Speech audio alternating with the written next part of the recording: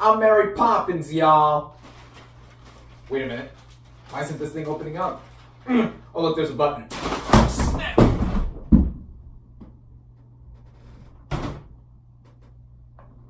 I got it.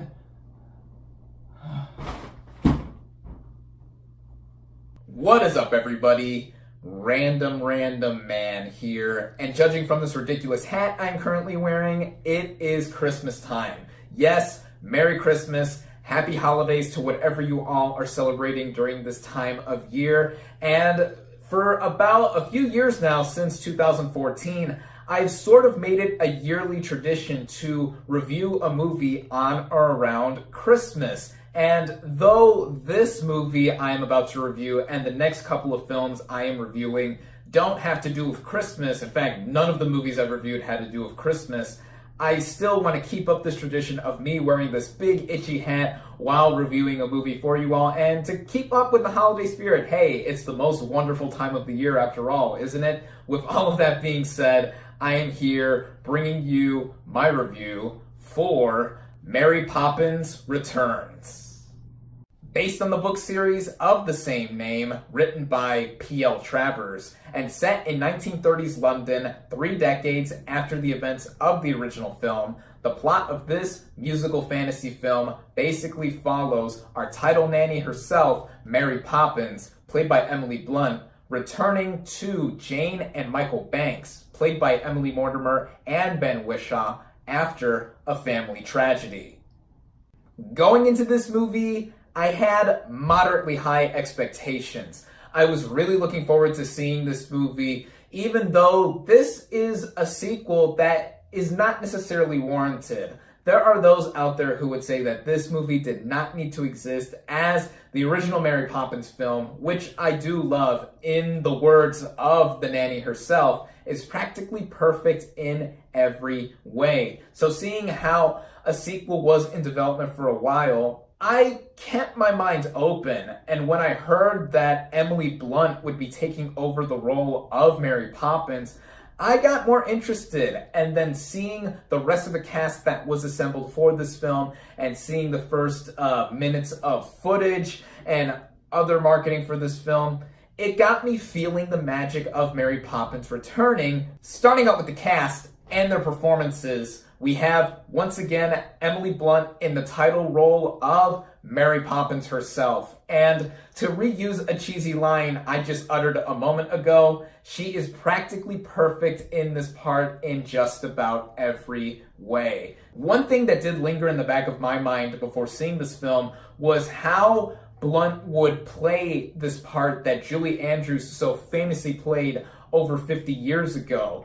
And I do think that she did a really spectacular job making the role her own and not doing a straight up imitation of what Andrews did over 5 decades ago. This is sort of like how Alden Ehrenreich approached the performance he did for Han Solo in Solo: A Star Wars Story, as he didn't just do an impersonation of Harrison Ford. And likewise, again, Blunt doesn't just imitate Julie Andrews, as in the original, Andrews portrayed Poppins as very sweet but firm in some instances. Here, I would say Blunt is more firm than Poppins was in the first film, but she still very much has a light and very motherly-like attitude that really makes her fit in the role like a glove.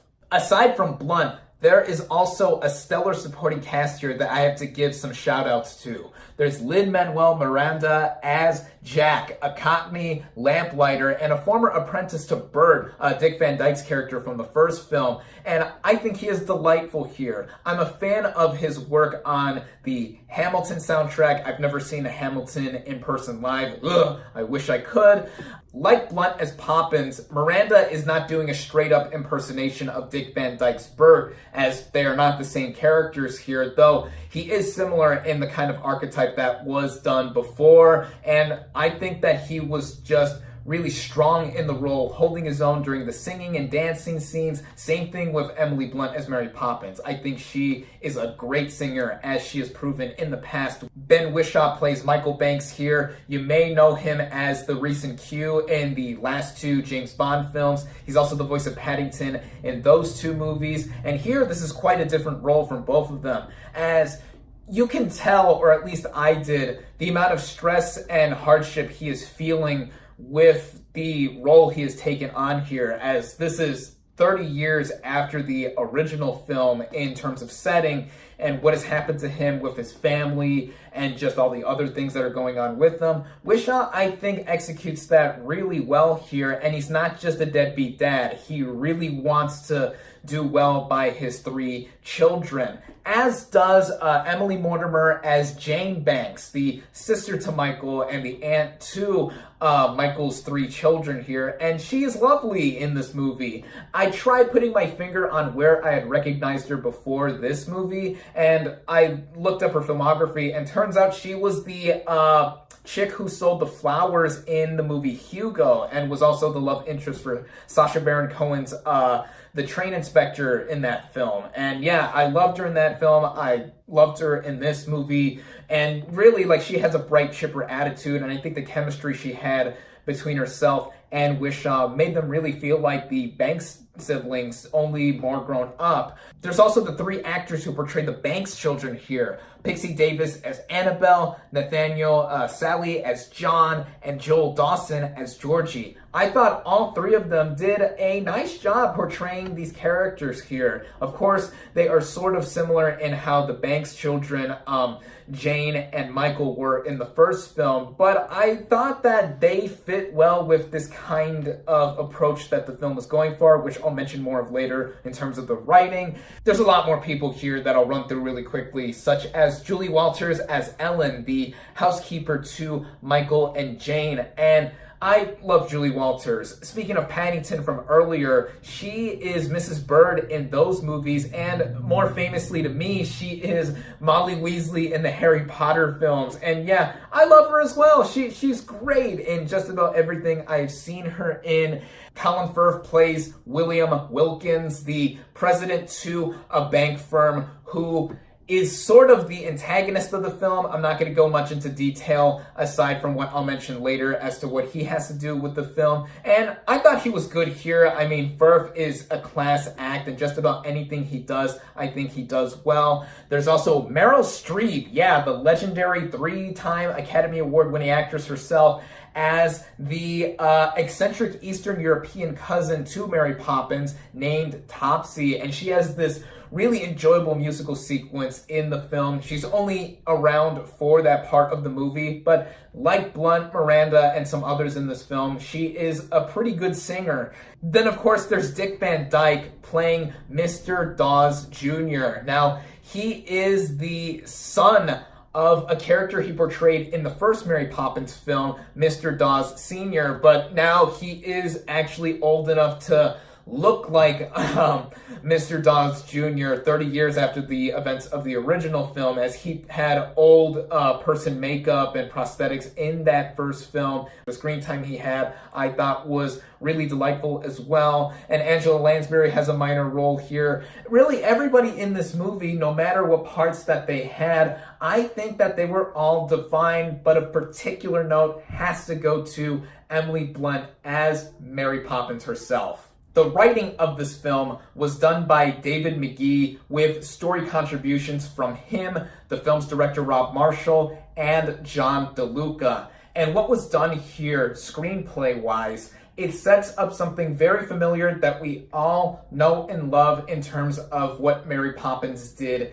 which was over 50 years ago, as I have mentioned. And the way this movie begins, it opens in a reminiscent fashion of that iconic first film, right down to the opening credits, and really in setting up a story that is pretty derivative of what has been done with that first film. This is a formula that has been done quite a bit recently in terms of movie sequels borrowing the structure of their originals, such as 22 Jump Street, which in this instance, it was done to a clever and meta fashion to where it openly addresses itself that, yeah, this sequel didn't need to exist either, but it made a lot of jokes and had humor that really flowed well with its own narrative. And I personally prefer this film over 21 Jump Street as much as I enjoyed that one. Likewise, Creed did that with borrowing the Rocky formula and modernizing it and putting Adonis Creed at the center of it all. Even Disney did this recently with Star Wars The Force Awakens, and it feeling like A New Hope 2.0, but this was mainly done to get us as audience members to trust Disney in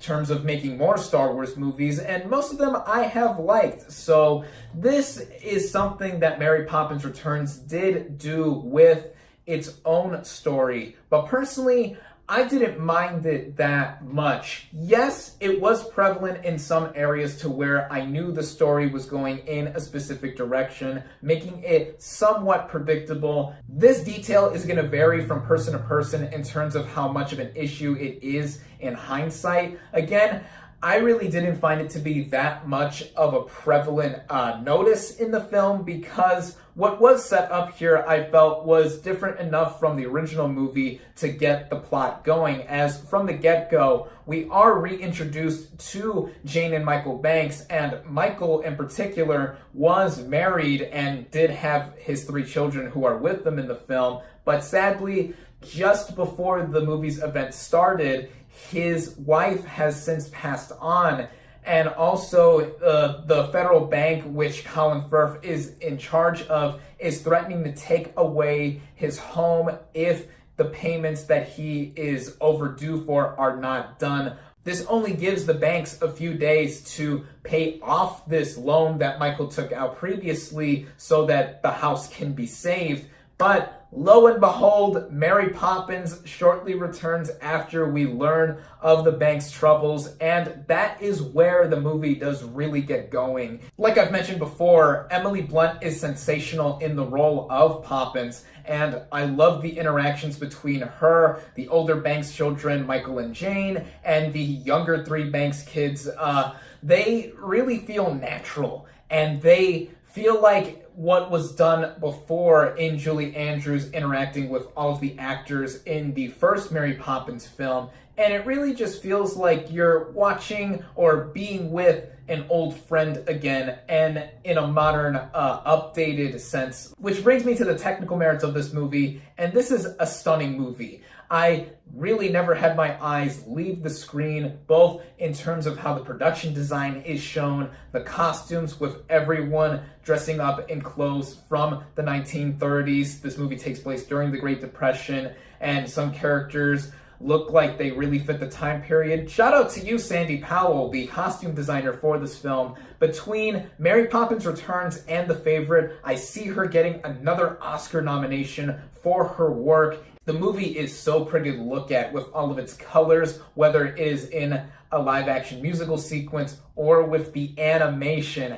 And I have to give a shout out to the 2D animation in this movie, as when that sequence of the film does occur, I'll admit it almost brought a tear to my eye seeing 2D animation being shown in a Disney film on the big screen for the first time in a while. There have been some Disney movies recently that have had 2D sequences within them, but in this fashion and using it in a similar style to what has been done with the first Mary Poppins film, with the animation in the background and foreground interacting with the live action characters, it was outstanding. I thought it was outstanding for its implementation. This brings me to the music and musical sequences of this film, as, like the first film, this is indeed a musical. That animation sequence has a couple of numbers within them, and there's more spread across the rest of the movie here. The music was done by Mark Scheinman, and the original movie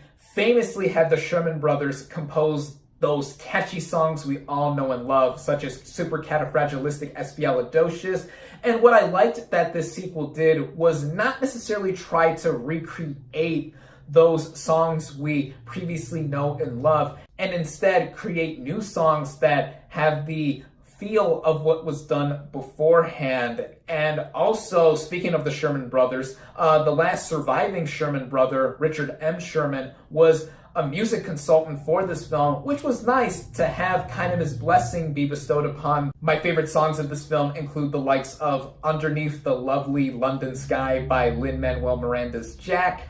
There's also Triple Little Light Fantastic. That one is particularly catchy. I was humming that after leaving the theater when the movie was over. And there's also Nowhere to Go But Up, which ends the film, and it really left me feeling a lot of warm emotions while watching this movie and hearing and seeing all of these musical numbers play out. And speaking of that, the way they are directed and choreographed by this movie's director, Rob Marshall, was well done. I mean, this guy is no stranger to musical films. He's previously directed Chicago, which won the Academy Award for Best Picture, and also Into the Woods, also for Disney, and that previously also had Emily Blunt and Meryl Streep in those films. It all ran together well at about 2 hours and 10 minutes, which is slightly shorter than the original Mary Poppins film. That movie is actually about 2 hours and 20 minutes. It really was such a smile-creating good time. I was smiling and laughing a lot throughout this film.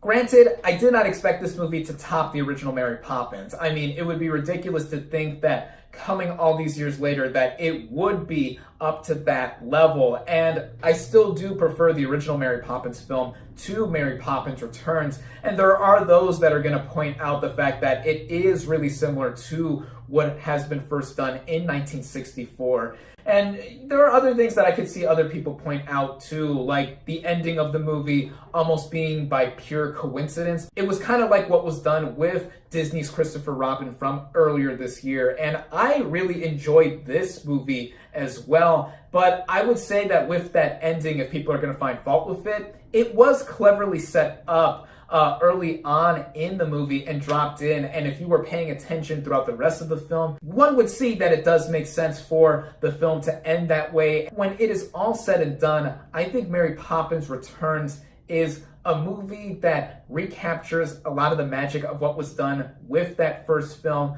coming with a stellar performance from Emily Blunt in the title role, the rest of the supporting players, the music, the directing, the overall look and feel. It really is such a heartwarming experience, to say the least. And for those of you that are fans of the original Mary Poppins, such as myself, I definitely recommend it.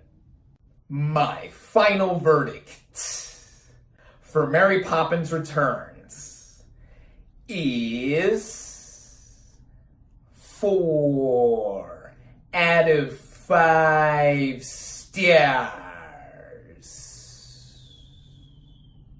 Thank you all, as always, for watching. Be sure to like this video, comment on what you thought of Mary Poppins Returns. Social media links in the description. Subscribe to my channel for more, and I'll catch you on the next movie review.